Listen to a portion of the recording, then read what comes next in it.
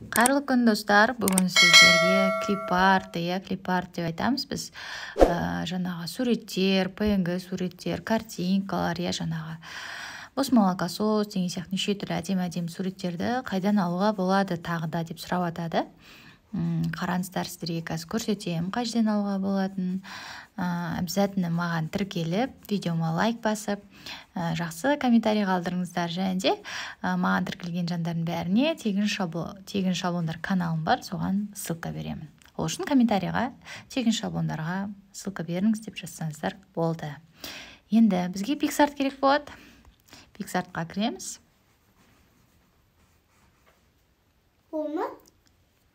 PicsArtқа кіреміз, плюсті басамыз.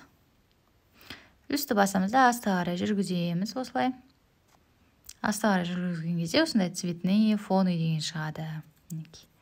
Осы жердің ең бірінші тұрған белый серый фон тұрған, соны басамыз. Сосын стикерға кіреміз. Өзімізге керек ұнаған стикерімізді таңдаймыз. Сізге не керек бұл? Например, қазір рамка деп істейікші.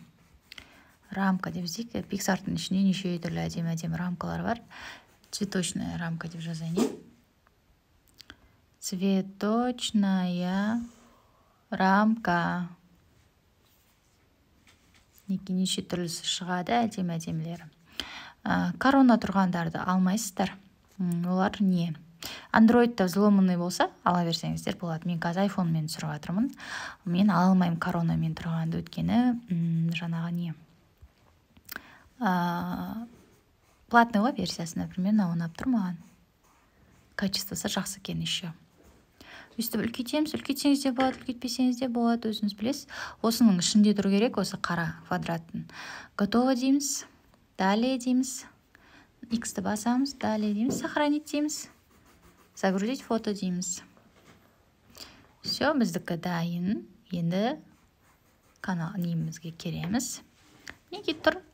Қараңыздар, неге артық, бұның фоны жоқ, прозрачный. Енді спокойно өзіңіздің шаблондарыңызға пайдалана берсеңіз болады. Видеом пайдалы болды деп ойлаймын. Жақсы сау болыңыздар.